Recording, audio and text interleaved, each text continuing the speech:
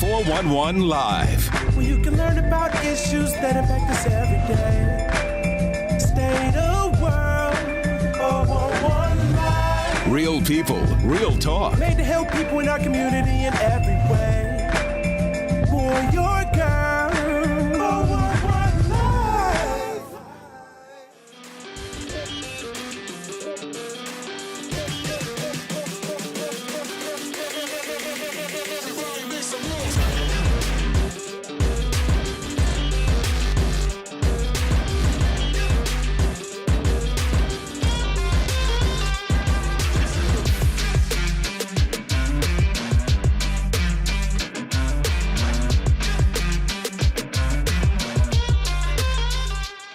When you think of motorcycle riders, who do you envision?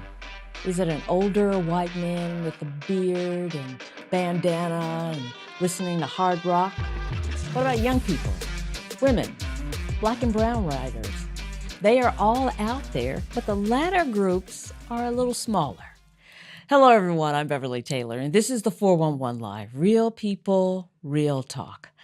My guest today is a young lady who's kind of ready to change the motorcycle culture a little bit, bringing in a little bit more diversity. She's hoping to increase those numbers in black and brown riders and women and young people.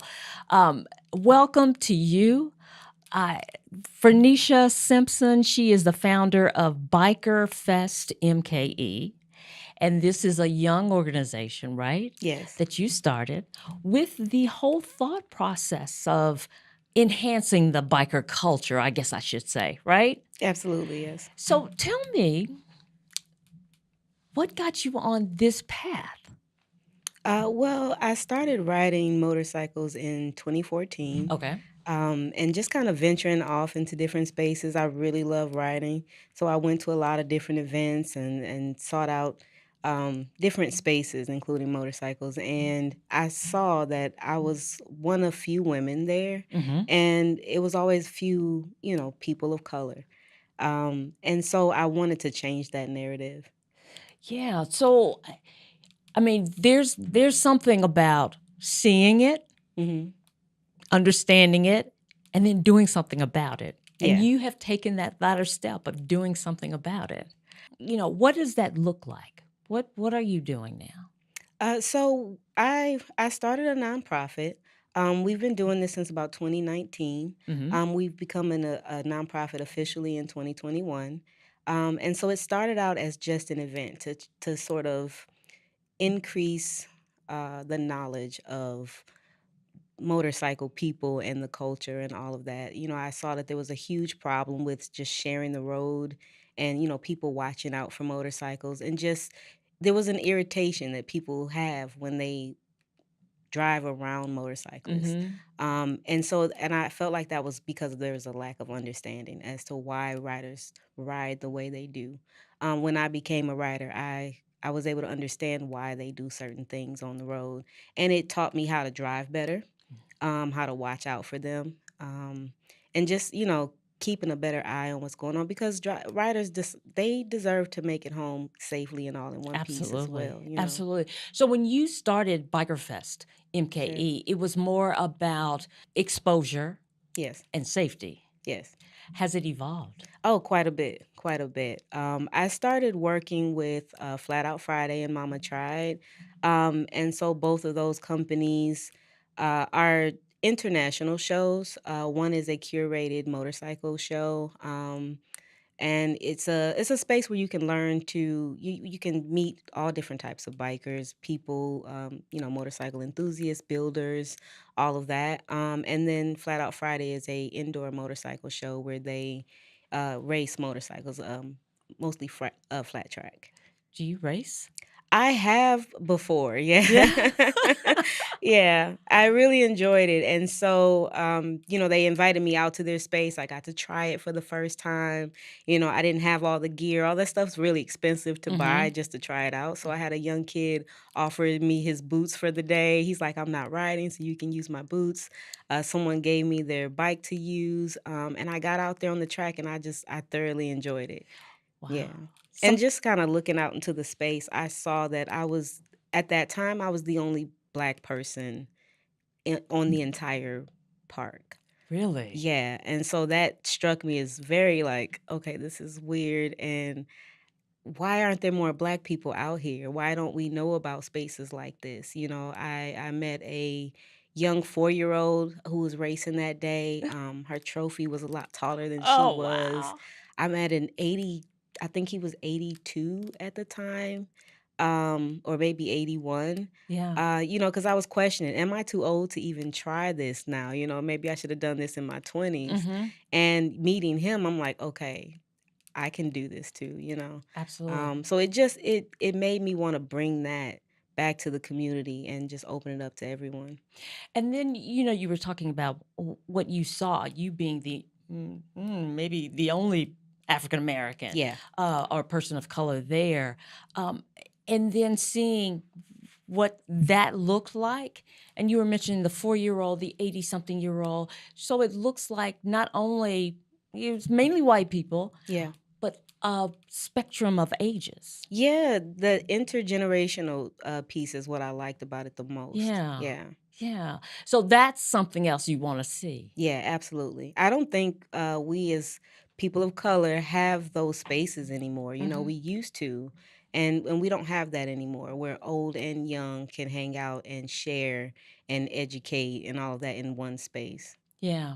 And I know in Milwaukee, across the country, there are biker clubs, they Yeah. call them MCs, where they're African American, black and brown bikers Yeah. all over the place. But looking at what you're looking at, that intergenerational kind of thing, Yeah. that may not be happening. No, not necessarily. And then what I noticed is that Black and brown people have been mostly consumers of Mm. motorcycles, but not necessarily decision makers in that space. So that's also something I wanted to change. We're not sitting on the boards and we're not up there making decisions for how these products and services are marketed and who they're marketed to and all of that. Do you think it is an issue of being excluded or not being aware to be included? Definitely not being aware. Like I said, I started writing in 2014. Had I, known more about it or had access to it earlier, I believe I would have gotten into it a lot sooner. Mm-hmm. But it's just the access, and the opportunity to get involved. I noticed that a lot of people have the people that are, flat track racing already. Their kids are flat track racing. They have, you know, space out in Germantown and all these different cities outside of Milwaukee. A lot of us, we live in Milwaukee, so we can't ride like that on the streets. Our kids aren't able to operate Yeah. in the city like that. So it there's a difference. Yeah. The access isn't there. Absolutely. Yeah. Absolutely. So, to me, when I talked to you earlier and talking to you now, there seems to be just a passion for it. I mean, what is it about this that really gets you? When you get on a motorcycle and you're riding, where do you go? In your head, what's happening? You go anywhere you want to go. For me, they call it wind therapy. Yeah. And it really is. It's really hard to describe. Like, you have to do it. Mhm. There is a feeling of freedom, the openness of the road and all of that. You're not like caged in a car, so you get all the elements. You get the smells and the sunlight and all of that, and it's just a different experience. It feels really good, and it feels just as cool as it looks. You know what I mean? Yeah. So it's something you have to experience. And how is it with a group? I like group riding, but I also like to ride solo. Yeah. That is cool. So, are you ever concerned when you ride? Do you ride in the city? I do some city riding, but it is Mhm. dangerous. Like I Mhm. said, there aren't like watch for motorcycle signs on the street. People aren't necessarily looking for bikers when they're driving. And especially in the past few years, it's been extremely dangerous. With the young kids and they're stealing cars, Yeah. the police chases through the streets, especially the city of Milwaukee. It's been quite dangerous for bikers out here. So I think what we do is kind of help spread that awareness too, like, hey, we're out here, keep an eye out for us. Absolutely. Yeah.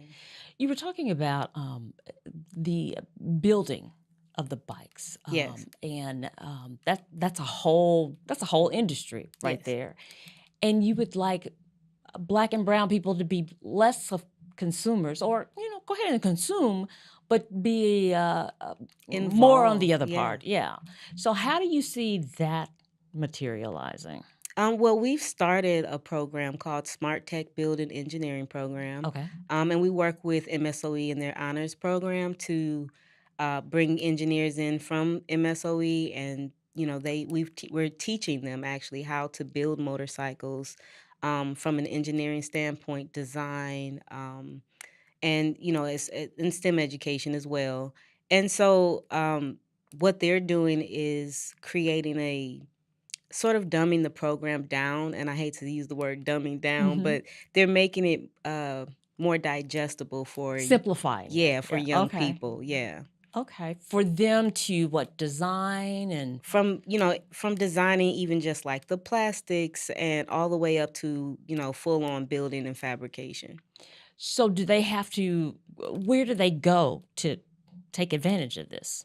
Well, our website right now, you can go to bikerfestmke.org and learn more about the program. We have two programs actually, and so they kind of work in tandem. The other program is the Sliders Flat Track Racing program. So we're teaching kids how to race their bikes as well, Mm-hmm. but they're learning how to build them up, take them apart, put them back together. They're learning about aerodynamics and STEM. And those are the kids that the MSOE students are working to serve. And how old are these kids? We're starting as early as 7 years old, all the way up to What? 16. Yeah, Really? yeah. So this not only I'm sure they're enthused and motivated by Oh, just absolutely. doing this kind of work, Yes. but they're gaining academically. So much. Yeah, it is. It's really awesome to see the confidence that is building within them, and they're learning something they can use even outside of motorcycles. So it's not just specific to motorcycle building. Where did this idea come from? Well, because like I said, I wanted to see more people that look like me involved, Mm-hmm. and and even just women. Period. It's I don't see a lot of women out there. There are few, but as far as like in this space where they're creating opportunity and giving access, I don't see a lot of that. Yeah. Yeah, So when you talk to people, are they like, uh, or hmm? very much like Mm-hmm. Yeah, very intriguing. I mean, because I think people are interested in it. They just don't know how to get into it. Bike clubs, while they look cool, at the same time, they're like, that looks dangerous. They look like thugs. They're wearing the leather and it's all black and the jeans and the boots and all of that, and the helmet, so it's not very personable. Mm-hmm. So I think in that regard, it's a little scary to try and just jump into. But when you have events like Biker Fest, like our Biker Fest block party, it creates a space where you guys can talk. You're literally standing right next to a biker, and you can ask them about their bike, and it just gets the conversation started. So it's a really good space to learn and to get more involved. Yeah, then you see the biker person is not so scary after all. Absolutely. Yeah, we're just people too, you know what I mean? We are productive members of society, I like to say. We have jobs and we own businesses, we have children, we go to church, you know what I mean? We're Mm-hmm. just regular people. Yeah. Yeah. In terms of being the inclusivity, going into those spaces where you have been the only Black, do you see that opening up a little bit more? I have seen it open up more, and especially with events like Flat Out Friday and Mama Tried. I've been seeing, an influx of Black people coming into that space, and I try to do my part as far as letting them know about these types of events, Mm-hmm. because, like I said in the beginning, you didn't see a lot of it, and I love to see it now. I'm seeing more and more people get involved, and just even about our program, people are starting to learn more about it and ask questions and they're showing up at these events. How do they advertise these events? I mean, is it, you know, so that people notice it, or Well, where are you finding it? well, I found it just because I'm, digging everything out. I'll search just generally Hmm. for these types of events, but I know they use radio, they use, newspaper, magazine, but they're not necessarily newspapers and magazines and radio that advertise to our community. Right. Yeah, Okay. yeah. Okay. So maybe people just need to go to your website to find out what's happening, huh? Yeah, and just do some searches. I when I first tried flat track for the first time, I had to do a little digging. I'm like, I can't be the only Black person that likes this. I'm the only one here, so there's got to be others. You know what I mean? Like, I can't be the only one. So I sought out. I just did a Google search, Black people in flat track, Really? and I found one young person by the name of Cameron Smith. He's the only pro-Black racer nationwide. And I want to say worldwide, but he's the only pro racer in American flat track. Wow. Yeah, Okay. Let's talk a little bit more. We're going to take a break. We're going sure. to come back. And if you've ever been interested in motorcycle riding, this is the episode for you. Stay with us. We'll be right back.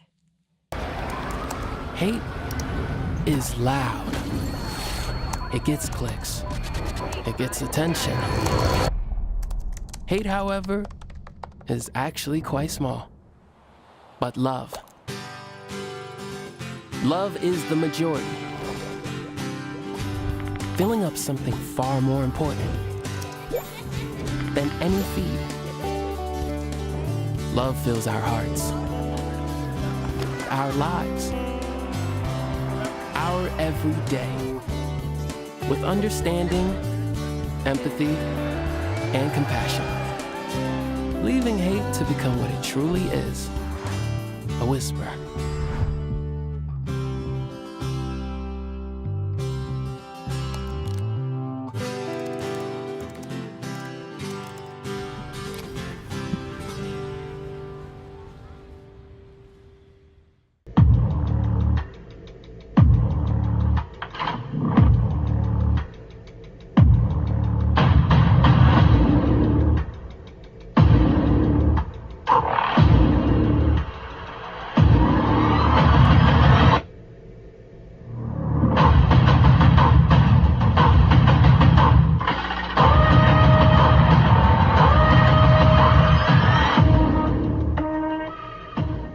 Welcome back to the 411 Live. I'm talking with Venisha Simpson, and she is the founder of Biker Fest MKE. We were talking a lot about, inclusion, getting more people involved, and making people aware of different things. And I'm just wondering, do you think that there are enough opportunities for folks to be brought in? No, I don't. I think we need to do better. Yeah. Yeah, and that's part of why we do what we do. Yeah. As you are talking about this and people are becoming more aware of Biker Fest MKE, are people starting to come to you, whether it's to partner or to get advice from you? Yeah, and absolutely. We work with some really awesome partners. That's how we're able to do what we're doing. Running a nonprofit is extremely difficult. Yeah. Funding is always an issue. So we're able to offset a lot of costs by, working with some really awesome people like Mama Tried, Flat Out Friday, Cream City Moto, Pro Plates, Moto-Fi Garage. We've developed some really great partnerships with these people, and I have been making steps myself, to just get more involved. I've become a certified coach, and I'm working to do, more in that space. So yeah, people are starting to look to us to find out, where do we go, where are the classes for learning how to ride and things like that. Yeah. So when you say you're a certified coach, is that a coach as in teaching somebody? Teaching, yes. To Yeah. ride a motorcycle? Dirt bike. Okay. Okay. Very cool. What is your favorite bike? I really love sports bikes. I love the speed. I love the sportiness of it. Um, I do like cruiser bikes, but it just depends, you know. I know everybody's like a big Harley fan because that's a big name brand, but there are a ton of, you know, brands out there that people should look into, like Indian motorcycles or Ducati, or, you know, there's a lot of different brands to look at. Yeah. And so how, like bridging that gap from, you know, the traditional motorcycle culture to the expanded motorcycle culture of having, you know, younger people, custom built bikes, that kind of thing. How do you think these two parts come together? We do that really well with Biker Fest, Yeah. with the block party. You know, we try to bring in all different aspects. So we have like motorcycle races, so mini bike races. We'll have stunt shows. Oh, We'll have wow. actual builders there. So we have build competitions there. So we try to bring in all these different aspects. We sometimes have the city come in and they'll bring their motorcycle simulator in, so people can get more information on learning to ride. We've had motorcycle schools attend the event and set up so people can get more that's cool. information about that. So we try to include all of those different things at the event so you can learn a little bit more but have a little fun at the same time. And this is an annual event. It is, yes. And when does it normally happen? It's always the last Saturday of May, and May is Motorcycle Awareness Month. And so we always do it from 12 to 9 p.m. at different parts of the city. Last year we had it at Deer District right in front of Pfizer. When you talk to are your friends riding motorcycles, or are you trying to convince them, or how far-reaching is this for you? Well, I started out in a motorcycle club, so a lot of my friends are motorcycle riders. So yeah, I don't necessarily try to convince people to do it. It's got to be something that you're interested in. Yeah. You know, you can't force that. But yeah, I have a lot of friends that are in motorcycles. Yeah, and you were talking about, some of with MSOE, some of that training starts with kids who are 7, right? Yeah, well, so with the MSOE students, these are college level kids, and so they're actually, working the program downward so that kids as early as 7 can learn. Yeah. Right. And then you were talking about going to an event where a kid was 4. Yeah. And was already riding. So what about getting that younger generation into this? It's definitely something we want to look into because they can start as early as 2 years old. Really? Yeah. Yeah. Some of the tracks that I visited, they have actual 2-year-olds out there. So what do these little motorcycles look like? They're the same, they're just really small. And yeah, they don't go as fast, of course, but Yeah. I mean, they're racing around the track. They sound like little bumblebees racing Right. around. Yeah, it's the cutest thing in the world. And they're fully geared up. Their little helmets and gloves and boots. But it's a really good, like I said, confidence builder for young people. One of the reasons why we really wanted you on the show is because you're doing something that people don't really think about. Yeah. You're involved in expanding the awareness, as you Yes. were saying, and the educational level around motorcycles and Yes. design and building that we don't normally see. Yeah. And you're a young Black woman doing this, so it's very inspirational to me.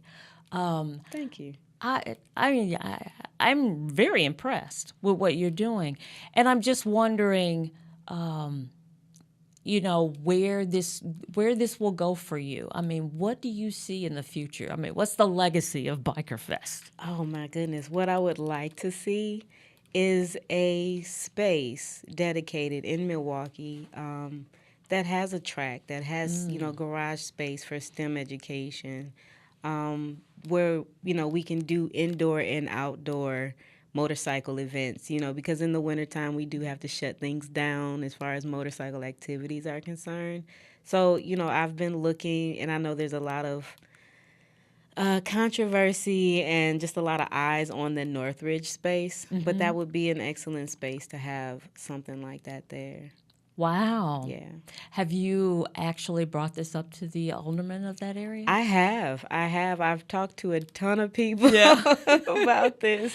Yeah, so we have plans and things like that, and it's, we're doing as much as we can, but like I said, there are a lot of eyes on that space. Yeah. And the city is just trying to figure out what to do with it. And I feel like this would be great because it brings that tourism back to Milwaukee. I like to think of Milwaukee as the city of motorcycles. I know they say that we're the city of festivals, but we're the city of motorcycles. Harley was birthed here.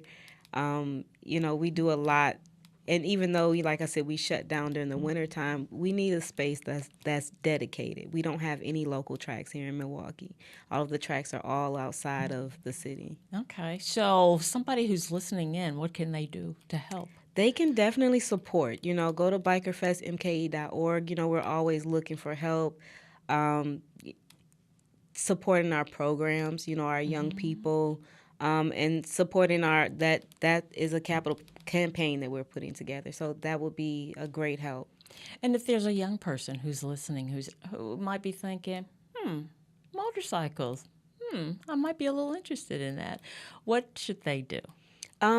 Follow us on our socials, go to our website, get your parents to get you signed up. We do have a wait list, but, definitely, sign up so you can get involved and learn, when we have events and what our programs entail. Right. And as you have mentioned before, safety first, right? Safety first. Yeah. Absolutely. Yeah. Wow. I can just imagine, the weather's about to get warm. Yes, and people are going to be looking. And we're out do here. Things. Yeah. Do things outside. Yeah. The two events that you were talking about, I think maybe they happen at the rave? So one of them happens at the rave. That's the Mama Tried show. That's the curated motorcycle event. And then the other one happens at the Pfizer, actually. Our kids actually just raced at the Pfizer in front of about 8,000 people. Oh, wow. They empty the space out. They pour Dr. Pepper all over the floor. It kind of makes the track sticky. So they have traction going around. And it's up to, I think it was a little over 300 racers there. What was it, February 21st? Yeah, so our kids got out there. They got to do their thing. And right now, they were so pumped up about it that we want to get them even more training. So we're sending them to American Super Camp in April, which is in Springfield, Illinois. It's a 2-day camp, and they get to learn from actual pro racers like Dallas Daniels and J.D. Beach, who are really big names in that arena. And so we have a fundraiser out right now to sponsor a racer. And you can find that on our website and even on our social media, and, just to get the kids out there. So we're raising about $1,500 per kid, and that, covers all the costs from food to expenses, administrative and all of that. Excellent. That is excellent. And give that website one more time. It's bikerfestmke.org. That's easy to remember. Yeah. Wow. This has been an interesting conversation. And I'm glad you're doing what you're doing. And I'm glad to see the passion that you have for it. Thank you. Yeah. Thank you. Thank you for having me. Yeah, that'll keep it going. Absolutely. All right. Venisha Simpson, thank you again for joining us, founders of Biker Fest MKE. And thank you for joining us for another episode.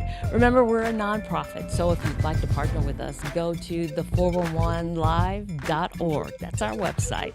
Until next time, this is the 411 Live. Real people, real talk.